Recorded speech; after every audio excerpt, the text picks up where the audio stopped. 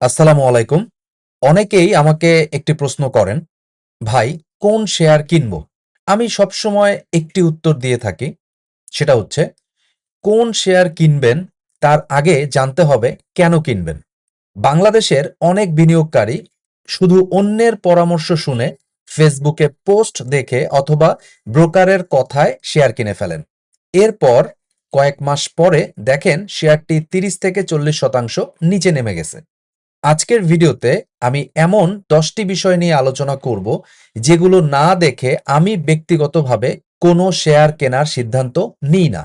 চলুন শুরু করা যাক। শেয়ার বাজারে শেয়ার কেনার আগে প্রথম যে জিনিসটা বুঝতে হবে সেটা হচ্ছে বিজনেস কোয়ালিটি, অর্থাৎ যে কোম্পানির শেয়ার কিনছেন সেই কোম্পানির ব্যবসাটা বুঝতে হবে। কোম্পানি আসলে কি ব্যবসা করে, কি পণ্য বা সেবা বিক্রি করে, ভবিষ্যতে এই ব্যবসার চাহিদা বাড়বে নাকি কমবে, কোম্পানির কম্পিটিটর কারা, এই বিষয়গুলো আপনাকে জানতে হবে। যে ব্যবসা আপনি বোঝেন না সেখানে বিনিয়োগ করা একদমই উচিত নয়। এরপর আপনাকে দেখতে হবে ইপিএস, অর্থাৎ আর্নিংস পার শেয়ার। একটা কোম্পানি প্রতি শেয়ারে কত টাকা লাভ করেছে এটাই আমরা ইপিএস দিয়ে প্রকাশ করি। এখানে শুধু বর্তমান ইপিএস দেখলেই হবে না, আপনি দেখবেন গত 5 থেকে 10 বছরে ইপিএস কিভাবে বেড়েছে, ধারাবাহিকভাবে ইপিএস বাড়ছে কিনা নাকি কমছে, ইপিএস খুব অস্থির কিনা নাকি স্টেডি রেটে গ্রো করছে, এই বিষয়গুলো আপনি দেখবেন। ভালো কোম্পানির ইপিএস সাধারণত দীর্ঘমেয়াদে স্টেডি রেটে বাড়তে থাকে। অর্থাৎ আমরা এমন কোম্পানি কিনবো যে কোম্পানির গত 5 থেকে 6 বছরের ইতিহাসে আমরা দেখছি তার ইপিএস স্টেডি রেটে গ্রো করছে। এরপরে যে গুরুত্বপূর্ণ জিনিসটা আপনি দেখবেন সেটা হচ্ছে পিই রেশিও। পিই রেশিও মানে বাজার কোম্পানির প্রতি 1 টাকা আয়ের জন্য কত টাকা দিতে রাজি। কিন্তু একটি বড় ভুল অনেকেই করেন, কম পিই মানেই ভালো কোম্পানি নয়, আবার বেশি পিই মানেই খারাপও নয়। সেই জন্য পি রেশিওকে সবসময় একই সেক্টরের কোম্পানিগুলোর সঙ্গে তুলনা করতে হবে। অর্থাৎ আপনি যদি ম্যারিকো বাংলাদেশের সাথে আপনি যদি সিটি ব্যাংকের পি তুলনা করেন তাহলে স্বভাবতই মনে হবে যে ম্যারিকোর চাইতে সিটি ব্যাংকের পি অনেক কম, সেই ক্ষেত্রে সিটি ব্যাংক অনেক আন্ডারভ্যালুড, সেটা হতেও পারে। কিন্তু যেহেতু ম্যারিকো একটা এফএমসিজি কোম্পানি, সিটি ব্যাংক একটা ব্যাংক, যার কারণে ব্যাংকের সাথে এফএমসিজি কোম্পানির পি রেশিও দিয়ে তুলনামূলক কাজ করা যাবে না। আপনি সিটির সাথে ব্র্যাক ব্যাংক, প্রাইম ব্যাংক এগুলোর পি দিয়ে আপনি তুলনা করতে পারেন। আবার স্কোয়ার ফার্মার সাথে আপনি ম্যারিকো করতে পারবেন না, কারণ স্কোয়ার একটা ওষুধের কোম্পানি, ম্যারিকো একটা এফএমসিজি কোম্পানি। সো ম্যারিকোর সাথে করতে গেলে আপনি র্যাকিটের সাথে তুলনা করবেন, স্কোয়ার ফার্মার তুলনা করতে চাইলে আপনি রেনেটা বা একমিল্যাবের সাথে করতে পারবেন। আশা করছি পি রেশিও সম্পর্কে আপনি ধারণা পেয়েছেন। এরপর আপনি যে জিনিসটা দেখবেন সেটা হচ্ছে ডিভিডেন্ড হিস্টোরি। আমি শুধু একটি বছরের ডিভিডেন্ড দেখি না, আমি দেখি গত 5 থেকে 10 বছরের ইতিহাস। নিয়মিত ডিভিডেন্ড কোম্পানিটা দিয়েছে কিনা, প্রতি বছর ডিভিডেন্ড একটু একটু করে বাড়ছে কিনা, এই বিষয়গুলো আমি দেখি। ডিভিডেন্ড হিস্ট্রিটা দেখলে আপনি বুঝতে পারবেন এই কোম্পানির ক্যাশ ফ্লো জেনারেশন ঠিক আছে কিনা এবং এই কোম্পানির মালিক পক্ষ তারা আমাদের মতো ছোট বিনিয়োগকারীর সাথে ফ্রেন্ডলি আচরণ করছে কিনা বা এই মালিক পক্ষ ভালো মানুষ কিনা, এই বিষয়টা ডিভিডেন্ড হিস্টোরি দেখলে আমরা বুঝতে পারি।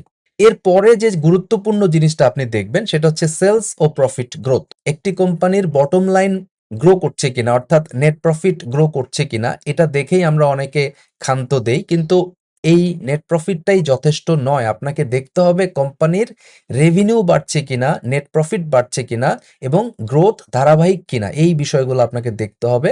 কারণ দীর্ঘমেয়াদে শেয়ারের দাম সাধারণত ব্যবসার বৃদ্ধিকেই অনুসরণ করে। অর্থাৎ দীর্ঘমেয়াদে যদি কোনো কোম্পানির ব্যবসা একটু একটু করে গ্রো করে তবেই তার শেয়ারের দামও একটু একটু করে গ্রো করবে। এরপর আপনাকে দেখতে হবে ম্যানেজমেন্টের কোয়ালিটি। এটা অনেক গুরুত্বপূর্ণ একটা বিষয়। অনেকেই আমরা শুধুমাত্র ইপিএস এবং পি রেশিও দেখেই মনে করি ফান্ডামেন্টাল অ্যানালাইসিস শেষ হয়ে গেছে, বাট না, ইনভেস্টিং এ ম্যানেজমেন্টের কোয়ালিটি দেখা এবং জানা খুবই জরুরি। আপনি অবশ্যই দেখবেন যে এই কোম্পানিতে স্পন্সর ডিরেক্টরদের শেয়ার হোল্ডিং কত, যত বেশি হবে তত ভালো। এদের কর্পোরেট গভর্নেন্স কেমন এটা আপনাকে দেখতে হবে। এদের যে অ্যানুয়াল রিপোর্ট সেটা স্বচ্ছ কিনা এটাও আপনাকে দেখতে হবে এবং অ্যানুয়াল রিপোর্টে খুঁজে বের করতে হবে এরা রিলেটেড পার্টি ট্রানজেকশন বেশি বেশি করে করছে কিনা। যদি কোনো কোম্পানি রিলেটেড পার্টি ট্রানজেকশন বেশি বেশি করে তার মানে এই কোম্পানির মালিক পক্ষ বা ম্যানেজমেন্ট এখানে ঝামেলা করার চেষ্টা করছে। সো আপনাকে অবশ্যই ম্যানেজমেন্টের কোয়ালিটি ভালো করে চেক করতে হবে। কারণ একটা ভালো ব্যবসা খারাপ ম্যানেজমেন্টের কারণে নষ্ট হয়ে যেতে পারে। সো আমরা এমন কোনো কোম্পানি কিনবো না যার ম্যানেজমেন্টের অনেকগুলো রেড ফ্ল্যাগ আছে। এরপরে সবচাইতে গুরুত্বপূর্ণ জিনিস যেটা সেটা হচ্ছে ডেট লেভেল। আপনাকে জানতে হবে কোম্পানিটার ঋণ কত। যদি কোনো কোম্পানির ডেট অনেক বেশি হয় তাহলে সুদের খরচ বাড়বে, মুনাফা কমে যাবে এবং অর্থনৈতিক মন্দায় ঝুঁকি বেড়ে যাবে কোম্পানিটার জন্য। আমি সাধারণত কম ঋণ বা জিরো ডেটের কোম্পানিতে বিনিয়োগ করি ভ্যালু ইনভেস্টিং এর ক্ষেত্রে। আর যাদের ডেট টু ইকুইটি রেশিও 0.5 এর উপরে এই কোম্পানিগুলোকে আমি সাধারণত অ্যাভয়েড করি। ট্রেডিং এর জন্য সেটা করতে পারি, কিন্তু ইনভেস্টিং এর জন্য অবশ্যই ডেট টু ইকুইটি রেশিও 0.50 নিচে যারা আছে আমি তাদেরকেই প্রিফার করি। আর জিরো ডেটের কোম্পানি হলে সেটা তো বাই অ্যান্ড ফরগেট থিওরিতে করা যায়, যেমন স্কয়ার ফার্মা, এলএইচবি এই টাইপের কিছু শেয়ার বাংলাদেশের মার্কেটে আছে যারা জিরো ডেটের কোম্পানি। এরপর আপনাকে যেটা দেখতে হবে সেটা হচ্ছে ফেয়ার প্রাইস বা ভ্যালুয়েশন। শুধুমাত্র পি রেশিও দেখেই আমরা আসলে ভ্যালুয়েশন বা ফেয়ার প্রাইসে পাচ্ছি কিনা এটা কনফার্ম হওয়া যাচ্ছে না। তাই আপনি ফেয়ার প্রাইস বা ভ্যালুয়েশন ভালো করে দেখবেন। শুধুমাত্র ভালো কোম্পানি খুঁজে পেলেই হবে না, ভালো কোম্পানিকে ডিসকাউন্টেড প্রাইসে আপনাকে কিনতে হবে।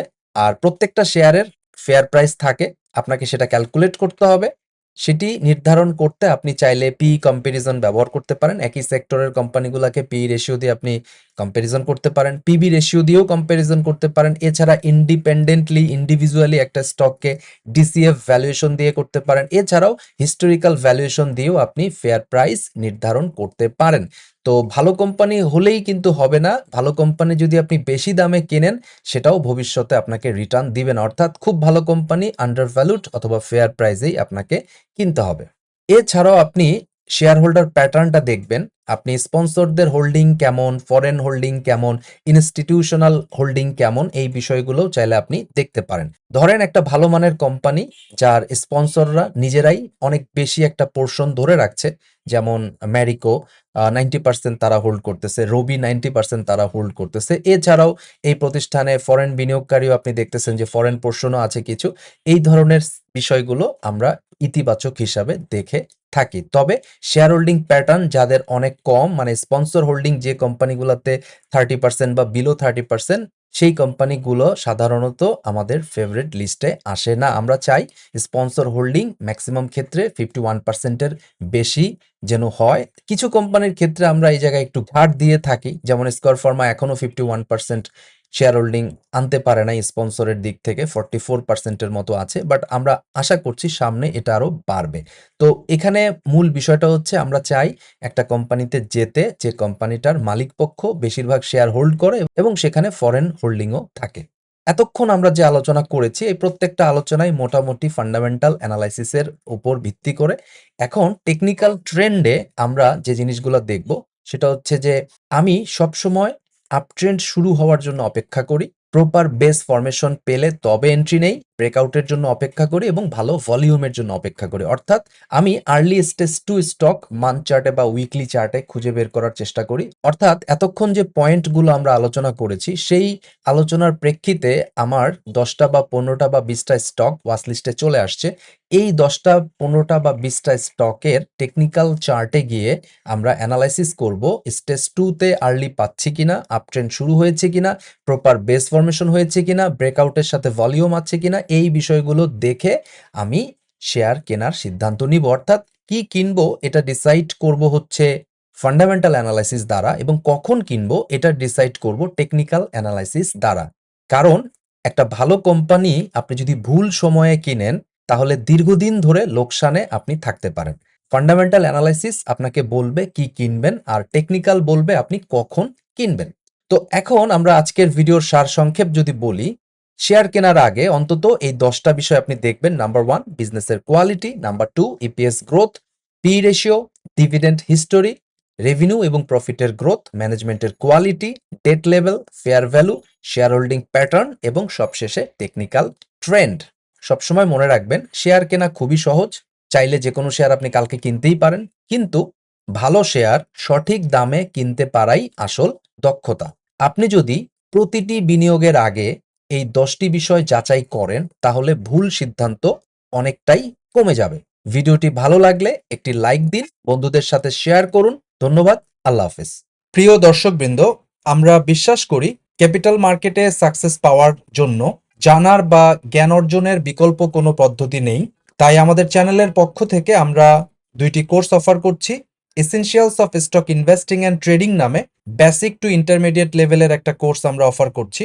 এই কোর্সে আপনি বেসিক টু ইন্টারমিডিয়েট লেভেলের ফান্ডামেন্টাল এবং টেকনিক্যাল অ্যানালাইসিস জানতে পারবেন। যারা একেবারেই নতুন তাদের জন্য আমরা এই কোর্সটি রেকমেন্ড করি। এছাড়াও মাস্টার দ্য মার্কেট নামে আমাদের অ্যাডভান্স লেভেলের আরেকটি কোর্স আছে। যারা বেসিক টু ইন্টারমিডিয়েট লেভেলের স্টক ইনভেস্টিং এবং ট্রেডিং অর্থাৎ ফান্ডামেন্টাল বা টেকনিক্যাল সম্পর্কে জানেন, তারা চাইলে অ্যাডভান্স লেভেলের মাস্টার দ্য মার্কেট কোর্সে জয়েন করতে পারেন। প্রতি শুক্রবার রাত 8:30 আমাদের নতুন ব্যাচ চালু হয়। আমরা বিশ্বাস করি সাকসেসফুল ইনভেস্টর এবং ট্রেডার হওয়ার জার্নিতে আমরা অবশ্যই আপনাকে হেল্প করতে পারবো। আপনার যদি শিখার ব্যাপারে পজিটিভ মাইন্ডসেট থাকে তাহলে আমাদেরকে ইমেল করুন investmentmentorkobir@gmail.com অথবা imkfintechschool@gmail.com। এই ঠিকানায় ফিরতি ইমেইলে কোর্সের ডিটেল আউটলাইনটা আপনি পেয়ে যাবেন।